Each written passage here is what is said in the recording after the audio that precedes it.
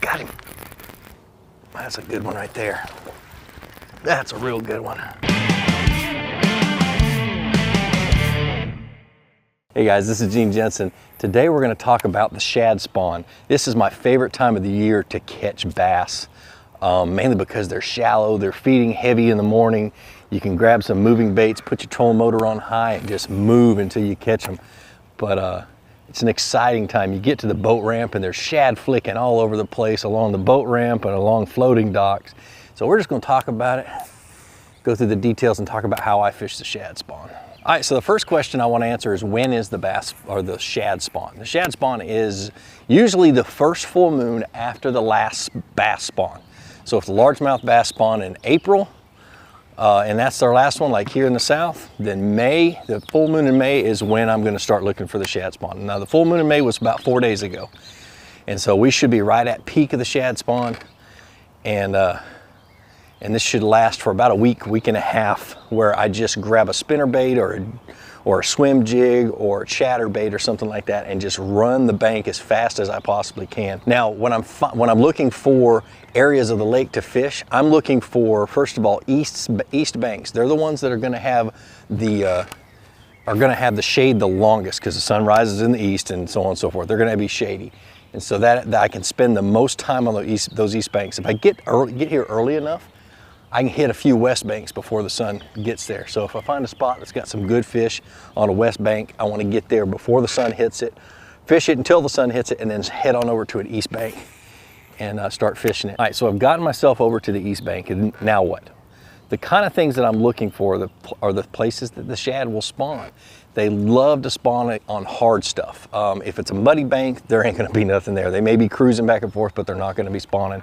The bass aren't gonna be hanging out there either. I'm looking for hard cover. I'm looking for floating boat docks. Now, the reason I say floating boat docks is they have those wooden those black floats, and the shad love to swim around and just, you know, spawn on them. And when I say spawn, they're up there and they're flicking up against their eggs up there, and then the males come by and fertilize them. And so that's the one thing you'll see, is you'll see shad flicking all over the place in the shallows. Now, other places I look are seawalls, riprap, brush piles that are on the bank. They love to spawn in grass, and this is a grass lake, and that's typically where most of the shad are going to be spawning.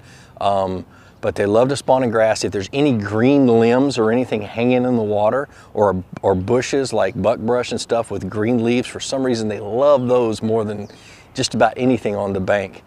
If there's something floating in the water, they'll spawn on it. I saw a little patch of floating grass out next to the boat dock today, and they were shad flicking all over it. So that's the kind of stuff they love. Oh, and bluff walls, those steep banks that have rock, you know, that are basically rock walls.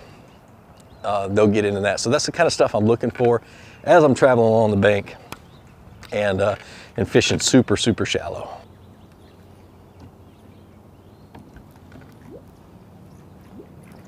There's one right there. Caught it on a popper, a little one.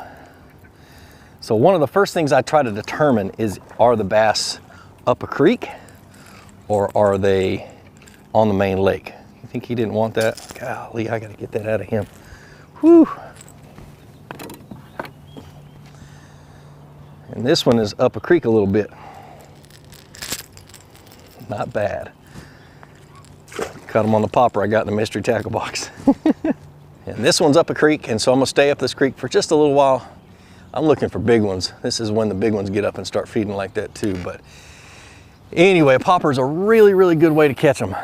One of the most tempting things to do in a shad spawn is to find a place where there's a bunch of shad and just camp on it. You don't want to do that. You want to cover as much bank and water as you possibly can. If you're in a kayak, just keep moving. Trolling motor, keep moving. Get yourself a moving bait and start covering the bank. Work the bait almost all the way out to the boat, because a lot of these bass will sit out here a little bit further and ambush the bait up against that hard seawall or whatever you're fishing the dock. And you really got to just keep it moving. You catch more fish moving than you will anything. Oh, another place I like to fish for shad is on pontoons, on pontoon boats. they love to spawn up against them for some reason. I guess it's because it's, you know, they're typically tied up to a dock and they're shallow and everything else, but.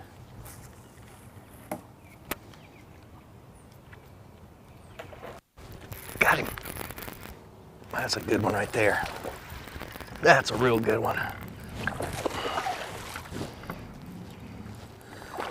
We may have to stay with this popper. Oh, he almost threw it. Man, that's a good one. Just keep covering the bank, guys.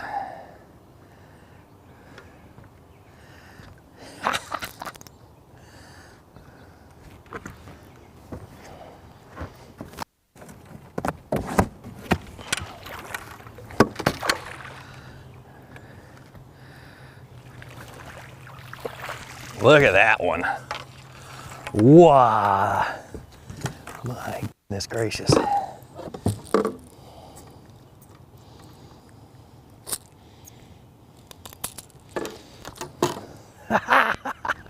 Look at that fish. That's a good one right there, guys. Love fishing the shad spawn. You just never know what size you're gonna catch. But I was just working that popper really fast, getting it away from the bank, throwing it all the way up against the seawall, bringing it out of the bank. This son of a gun hammered it. So we're gonna keep moving with that popper until it's time to stop. Awesome. All right, so let's talk about the baits I love to use during the shad spawn, the ones I have tied on or have at the ready.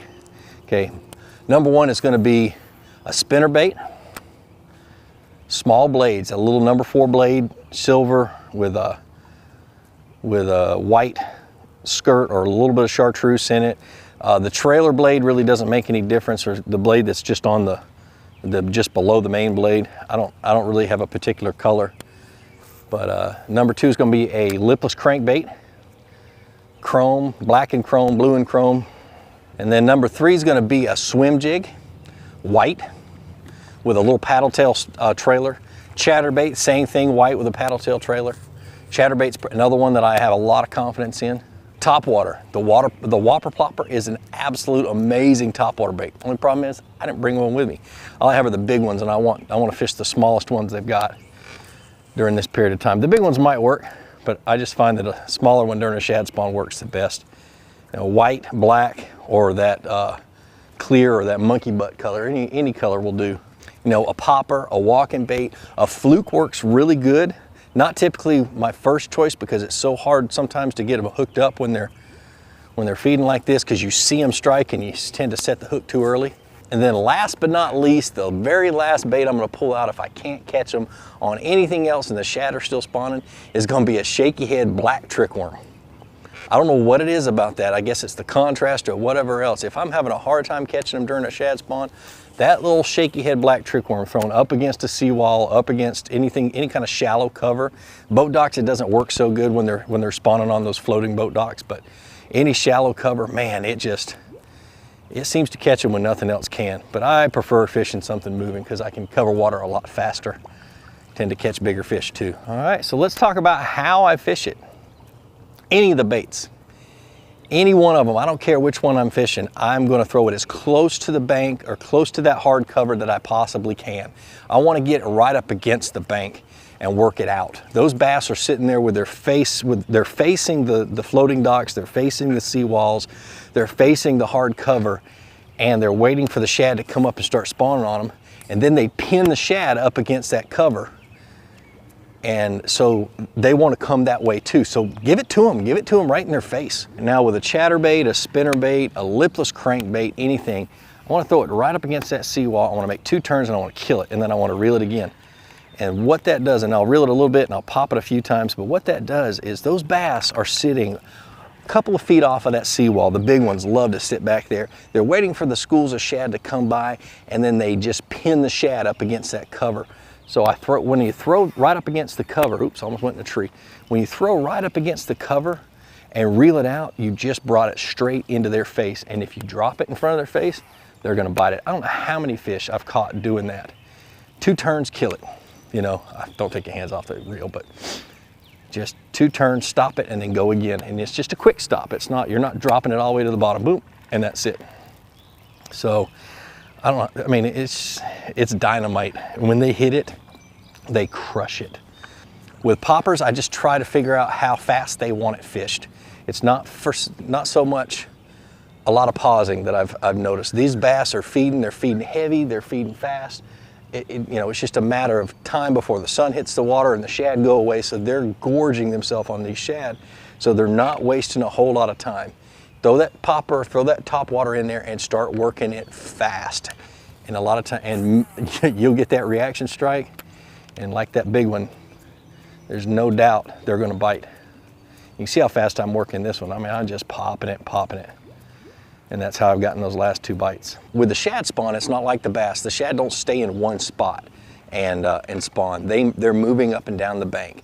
And so they're gonna be here today, gone tomorrow a lot of times. So that's another reason why you just keep moving. These shad, they're not sitting still, neither are the bass. The bass are following them. So don't camp out on the spot. You're gonna kill yourself if you do. Okay, I've got bass busting right here, so let me see if I can get out to them.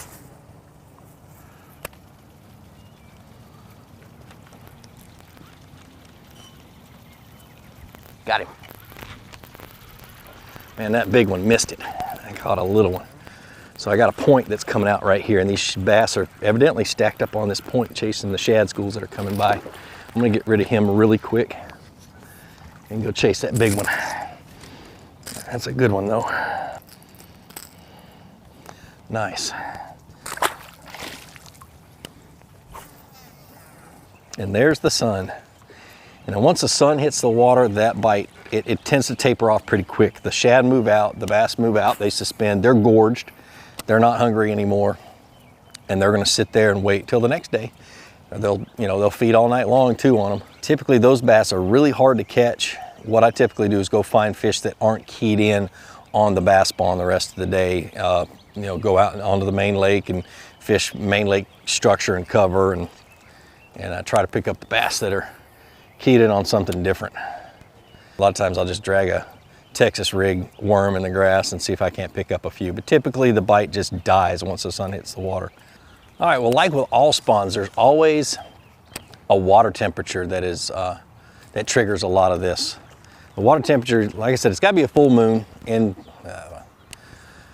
well, like a lot of spawns, I typically look for a water temperature along with moon phase and things like that. But the water temperature typically is 70 or above. Once that water temperature gets 70 to 75, 80, they'll spawn hard. So if it's down in the 60s, I find that you may get a shad spawn, but it's not going to be really hard. They're going to wait, and they're going to wait until it's above 70. And I don't know what it is about that full moon, but it triggers them. There he is. Wasn't even paying attention. Work it all the way out to the boat. Get up in here. Whew. Started peeing because I squeezed him so hard.